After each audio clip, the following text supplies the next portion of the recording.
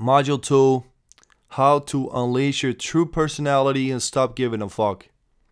Tell me, have you ever been in a social situation where you felt restrained in some way? Maybe you were talking to a hot girl and some voice in your head kept you from expressing yourself freely. Don't do this, don't say that, should I say this or should I say that, etc. And once you got up the courage to say something, it probably came out weird. You probably know what I'm talking about.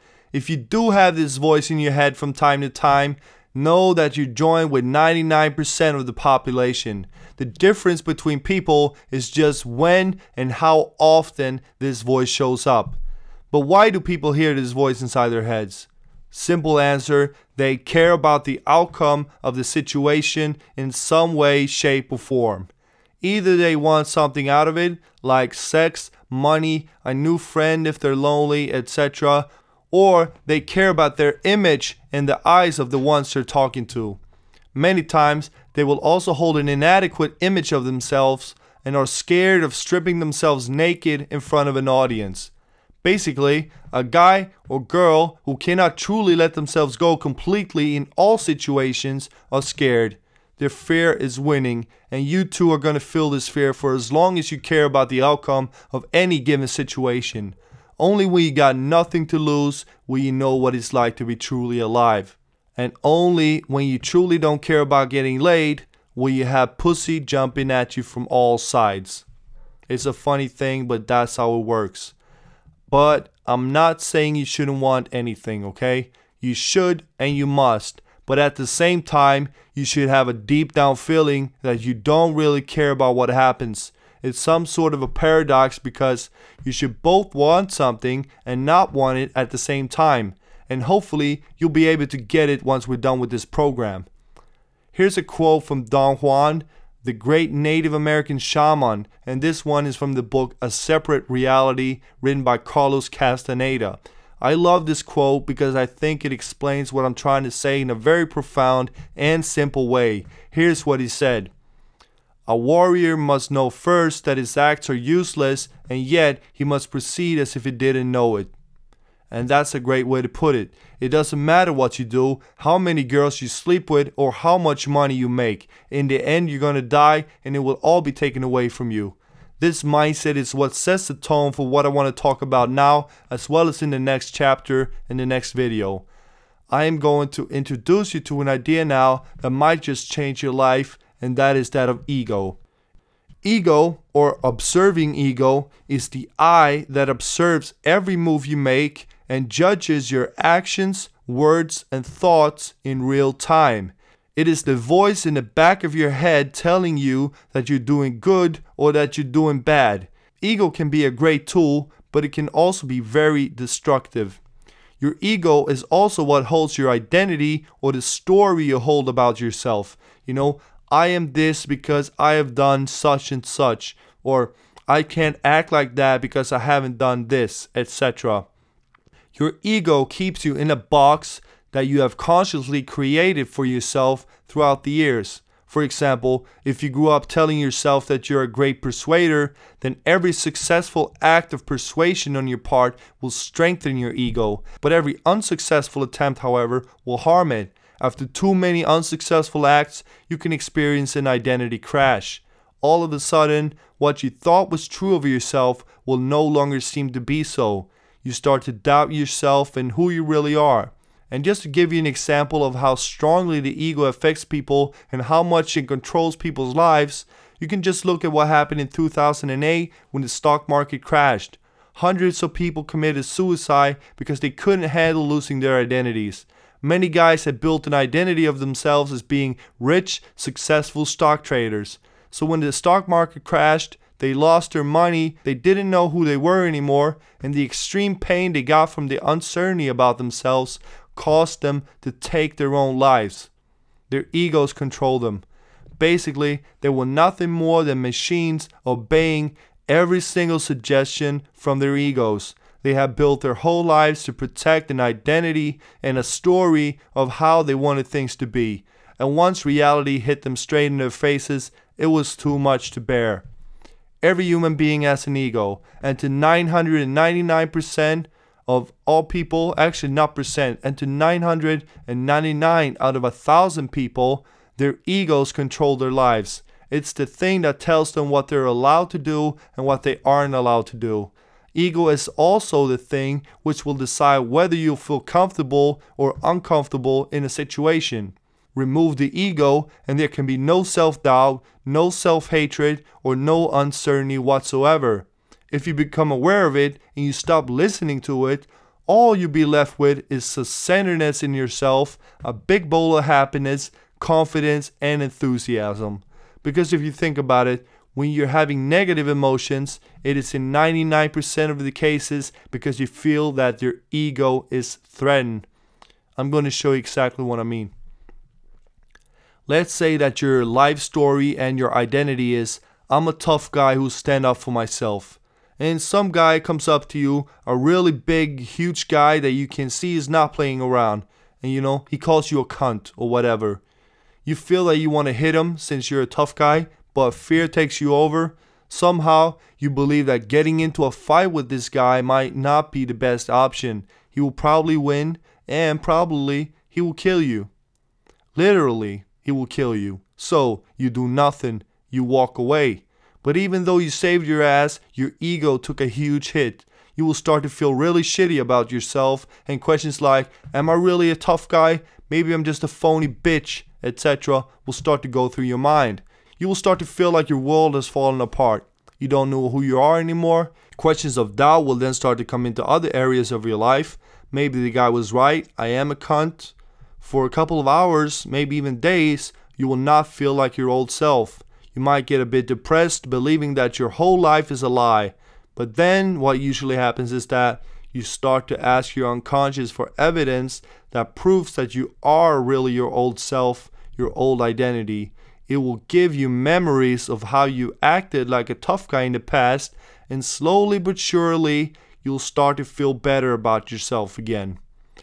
However, sometimes the ego crash will be so big that it will completely change your life. You might move out of the city, drop out of college, quit your job, maybe even commit suicide. But there's a way to get rid of all that. And the way you do it is to realize what your ego is and what it does. The next step is to stop listening to it and instead start to live from your true self, in quotes, which is located above your ego and your made up identity. After all, the identity you hold of yourself is never true. It is created from your own mental pictures and self-talk, and of memories which you've probably manipulated in some way or the other to make it fit into your story. From now on, stop all that. Stop judging yourself in the eyes of other people. Realize that whatever story you hold of yourself, it is not true. It never is. It is made up. And also, the other realization that you should get from all this is that it doesn't matter what you've done in the past or how you behaved. The past does not equal the future, since how you've acted in the past has probably been acts of your made up identity and ego. In the future, when you have a thought like, I can't wear this suit, it's not me, realize that it's your ego talking. Of course you can wear a suit like that. Anyone can. Who gives a shit? Except your ego? Tell your ego that you know what it's up to and that you're not gonna listen to it. After a while, it loses its power over you, and when that happens, you'll for once in your life live from your true self. The real you will come out, and it's a very, very liberating feeling. If you want to get really good at it, and if you want to kill your ego as much as you can, by the way, you can never really kill it completely, I'd recommend you to start meditating or practice being in the now. You can do that by either sitting, lying down, or standing up. And you can do it with your eyes open or your eyes closed. It doesn't matter. Try it out, experience it, and decide for yourself what you're most comfortable with. And what you do is, I'm explaining it now with eyes open because that's what I do, is you focus on one point in the room It could be a spot in the wall or a small object or a light, doesn't matter. You then focus on that point so completely that you forget everything else. You forget what you were doing, who you are, where you are, and why you're even doing it in the first place. After a while, when you've been focusing intensely for longer periods of time, you actually become the thing you're focusing on. It's hard to explain, but you're gonna see later what I mean. It all sounds a bit wooky, I know, but try it for yourself and check it out. It is very hard to explain, like I said. It is definitely a thing that should be experienced to be truly understood, which is true for most things in life, by the way. At least that's what I think. While meditating, you don't try to stop your thoughts from coming up, even though that's what you're really trying to achieve. You know, a peaceful, still mind. What you do, however, is that you choose the point you're focusing on instead of listening through your thoughts. The first couple of times this will be really hard, but after a while you're going to get good at it and you're going to be able to do it instantly, even when you're talking to people or doing more complex things. The best thing about it is that you will feel the benefits of it even after your first try. And each time you do it after that, the ego will lose more and more power over you and you will become a happier, more confident human being. I believe that meditation should be done every single day for at least 15 minutes. But start off by at least giving it a week. Really try your best during that initial week and then decide what you want to do. Maybe it wasn't for you, maybe you didn't like it.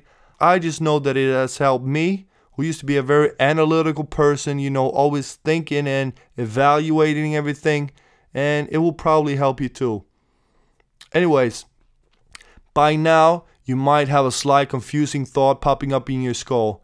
Maybe it has already popped up several paragraphs ago, and the question you might have would be, if my identity is just made up, and if happiness is really experienced in the now, how come I should worry about my beliefs? Aren't they contradicting each other? And you know, that's a good question, and I'm glad you asked. Because what I said earlier in this video about a warrior must know first that it's actually useless, and yet he must proceed as if he didn't know it. Well, that's exactly right. Happiness for a masculine person comes from following a purpose and by having a direction. But yet, you must have the mindset that no matter what happens, it doesn't really make a difference. You're happy either way, whether you get what you want or not. And when you truly have this mindset, not only will you become a happier and more confident person, but your chances of getting what you want actually increases as well. Have something to strive for, but live your life in the now. That's the way of the warrior. An example of how I use this formula in my life.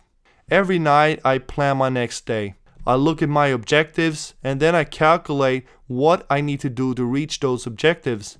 So, if I needed to improve my game with the ladies, I would then calculate how many hours I need to put into doing that. So maybe I needed 50 hours. I would then work those 50 hours into my calendar and do them. So if today was a Tuesday, then I would write in my journal, tomorrow between 3 p.m. and 5 p.m. I will work on my game by talking to X amount of women. Then when the time comes to do it, and this is the good part, I don't think about my future anymore. I don't think about what I need to do tomorrow. I don't say to myself, oh, I'm not feeling it today, I'll do it tomorrow. I just do it. And when I do it in the now. This way of life ensures me that I'm always following through on what I need to do. Like I said before, I don't involve my feelings, and I get to enjoy my life while I'm living it. Not just hoping it will be better after I've done certain things. I think this is the best way to live. And although it's not very easy at first, you will get there with some practice. You just have to start doing it. Soon enough, it will have become a habit and you'll do it unconsciously. And by the way, meditation will help you remove old thoughts about yourself. Also, it will help your laser targeting that we're going to do in Module 3 work even faster. So if the benefits of meditation alone don't get you going, then knowing that might. Okay, another great quote from Don Juan to end this video with. Nothing being more important than anything else, a warrior chooses any act and acts it out as if it mattered to him. His controlled folly makes him say that what he does matters and makes him act as if it did, and yet he knows that it doesn't. So when he fulfills his acts, he retreats in peace, and whether his acts were good or bad, or worked or didn't, is in no way part of his concern. In the next video, we'll talk about discovering your life's purpose. And that's also the last video before we move into module 3, which is the meat of this whole course. From the next module is where the good stuff is really gonna come. So